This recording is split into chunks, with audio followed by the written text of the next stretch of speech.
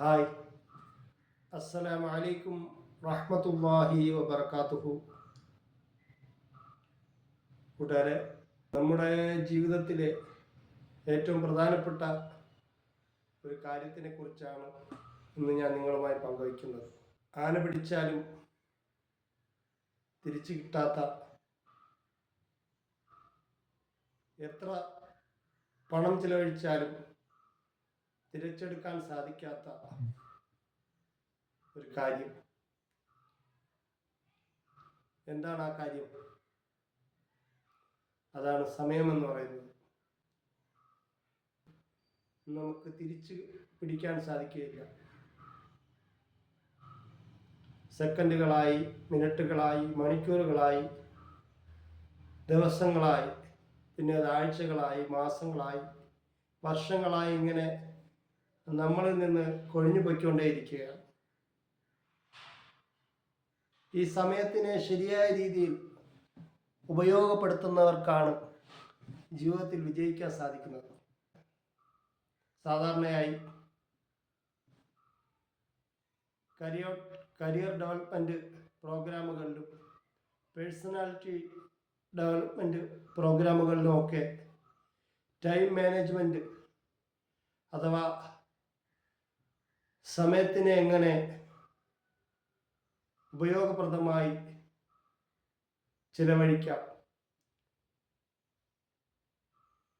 അല്ലെങ്കിൽ സമയത്തിനെ എങ്ങനെ കാര്യക്ഷമമായി ഉപയോഗിക്കാമെന്നതിനെക്കുറിച്ച് ക്ലാസ്സുകളൊക്കെ നടക്കാറുണ്ട്.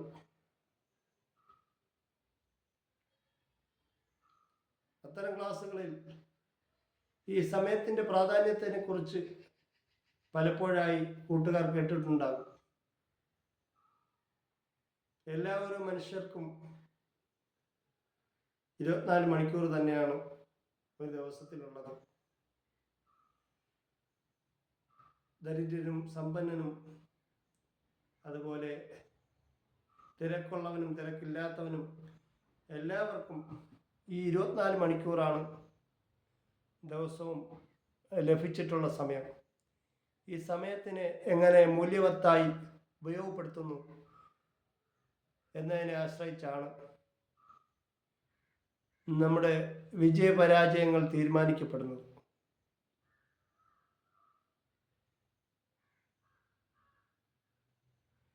ചിലർ പറയാറുണ്ട് ടൈം പാസ് എന്ന്.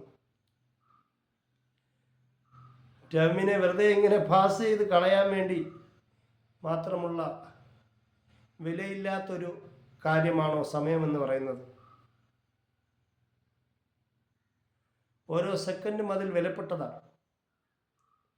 പൈസ കൊടുത്താലും മറ്റ് നമ്മുടെ കയ്യിലുള്ള വസ്തുവകകൾ ഉപയോഗിച്ചുകൊണ്ട് ഒരിക്കലും തിരിച്ചു പിടിക്കാൻ സാധിക്കാത്ത ഒരു കാര്യമാണ് സമയം. ഇന്ന് കടന്നു പോയിക്കൊണ്ടിരിക്കുന്ന സമയം ഒരിക്കലും നമുക്ക് തിരിച്ചു ലഭിക്കുകയില്ല. അതുകൊണ്ട് ഇതിൻ്റെ മൂല്യം മനസ്സിലാക്കി നമ്മൾ ഓരോ നിമിഷത്തെയും ഉപയോഗപ്പെടുത്തുകയാണ് വേണ്ടത്. പലപ്പോഴും എന്നെ അത്ഭുതപ്പെടുത്തിയ ഒരു കാര്യം, പല മഹത് ഗ്രന്ഥങ്ങളും രചിച്ചിട്ടുള്ള മഹത്തുക്കളായ ആളുകൾ, അവർക്ക് നമുക്ക് ലഭിച്ചതുപോലെയുള്ള ഈ 24 മണിക്കൂർ തന്നെയാണ് എല്ലാ ദിവസവും ലഭിച്ചിരുന്നത്. ആഴ്ചകളും മാസങ്ങളും വർഷങ്ങളും ഒക്കെ നമുക്ക് ലഭിച്ചതുപോലെയുള്ള സമയം തന്നെയാണ് അവർക്കും ലഭിച്ചത്. പക്ഷേ അവർ ആ സമയത്തിനെ ഏറ്റവും മൂല്യമുള്ളതാക്കി തീർത്തു, ഏറ്റവും അത്ഭുതകരമായി അതിനെ ഉപയോഗപ്പെടുത്തി. പല ഗ്രന്ഥങ്ങളും നമുക്ക് വായിച്ചു തീർക്കാൻ തന്നെ സാധിക്കാത്തത്രത്തോളം വലുതും, ഒരു മനുഷ്യായുസ് കൊണ്ട് ഇതിനെ എങ്ങനെ രേഖപ്പെടുത്തി വെച്ചു, ഇതിനെ എങ്ങനെ തയ്യാറാക്കിയെന്ന് നമുക്ക് അത്ഭുതം തോന്നുന്നതുമാണ്. പരിശുദ്ധ ഖുർആന്റെ ഒക്കെ തഫ്സീർ തന്നെ എടുത്തു നോക്കിക്കഴിഞ്ഞാൽ 6, 7, 12 വാല്യങ്ങളൊക്കെയുള്ള, അതിൻ്റെ വിശദീകരണങ്ങളൊക്കെയുള്ള ബൃഹത് ഗ്രന്ഥങ്ങളാണ്. ഇതിൻ്റെ രചയിതാക്കൾ എങ്ങനെയാണ് അതിനെ തയ്യാറാക്കിയത്, അതിനെങ്ങനെയാണ് എഴുതിയത് എന്ന് നമ്മൾ അത്ഭുതത്തോടെ ചിന്തിച്ചു പോകും. കാരണം വളരെ ശ്രദ്ധയോടുകൂടി നമ്മൾ സമയത്തിനെ ഉപയോഗിച്ചാൽ മാത്രമേ അത്തരം ഗ്രന്ഥങ്ങൾ നമുക്ക് ഒരാവർത്തി വായിച്ചു തീർക്കാൻ പോലും സാധിക്കുകയുള്ളൂ. അപ്പോൾ നമ്മുടെ സമയങ്ങൾ ഏറ്റവും വിലപ്പെട്ടതാണ്. ഈ സമയങ്ങളെ എങ്ങനെയെങ്കിലും പാഴാക്കി കളയുക എന്നുള്ളത് ഏറ്റവും ഖേദകരവും ഏറ്റവും വലിയ നഷ്ടമുണ്ടാക്കുന്നതുമാണ്. നമ്മൾ കഴിഞ്ഞു പോകുന്ന ഓരോ നിമിഷത്തിനെക്കുറിച്ചും ഓരോ ദിവസത്തിനെക്കുറിച്ചും സ്വന്തമായി ഒന്ന് അവലോകനം ചെയ്യുന്നത് നല്ലതാണ്. കഴിഞ്ഞ ഒരു ദിവസം കൊണ്ട് ഞാൻ എത്രത്തോളം എൻ്റെ ജീവിതത്തിൽ പുരോഗതി ഉണ്ടാക്കി, അല്ലെങ്കിൽ എത്രത്തോളം നല്ല കാര്യങ്ങൾ ചെലവഴിക്കാൻ വേണ്ടി, നല്ല കാര്യങ്ങൾ ചെയ്യാൻ വേണ്ടി ഞാൻ സമയം ചെലവഴിച്ചു. ആവശ്യമില്ലാത്ത പാഴ് വർത്തമാനങ്ങളിലും അല്ലെങ്കിൽ ദുഷ്പ്രവർത്തികൾ ചെയ്യുന്നതിനോ ദുഷിച്ച സംഭാഷണങ്ങൾ നടത്തുന്നതിനോ ഞാൻ പാഴാക്കി കളഞ്ഞത് എത്രത്തോളം സമയമാണ്. മറ്റുള്ളവരെ സഹായിക്കുന്നതിന് വേണ്ടി എത്രത്തോളം സമയം എനിക്ക് ചിലവഴിക്കാൻ സാധിച്ചു. ഞാനും പടച്ചവനുമായിട്ടുള്ള ബന്ധം നന്നാക്കി തീർക്കുന്നതിന് വേണ്ടി ആരാധനാ കർമ്മങ്ങളിൽ എത്രത്തോളം സമയം എനിക്ക് കൊടുക്കാൻ സാധിച്ചു. അതുപോലെയുള്ള നന്മയായ കാര്യങ്ങളിൽ എൻ്റെ എത്ര സമയം ഉപയോഗപ്പെടുത്തി. ആർക്കും ഉപയോഗമില്ലാതെ എത്രത്തോളം സമയം പാഴായിപ്പോയി. ഇതെല്ലാം നമ്മൾ ദിവസവും ഒരു കണക്കെടുപ്പ് നടത്തുകയാണെങ്കിൽ തീർച്ചയായും നമ്മുടെ സമയങ്ങളെ കൂടുതൽ അർത്ഥവത്തായി മൂല്യമുള്ളതാക്കി ഉപയോഗപ്പെടുത്താൻ നമുക്ക് സാധിക്കും. അങ്ങനെ നമ്മുടെ ഭൗതികമായ സംരംഭങ്ങളായിരുന്നാലും നമ്മൾ അള്ളാഹുമായിട്ട് ബന്ധപ്പെട്ട് നമുക്ക് പരലോകത്ത് ഗുണം ലഭിക്കുന്ന കാര്യങ്ങളായിരുന്നാലും കൂടുതൽ കാര്യക്ഷമമായി ചെയ്യാനും നമുക്ക് പാഴായി പോകുന്ന സമയങ്ങളെ നല്ല നിലയിൽ ഉപയോഗപ്പെടുത്താൻ സാധിക്കും.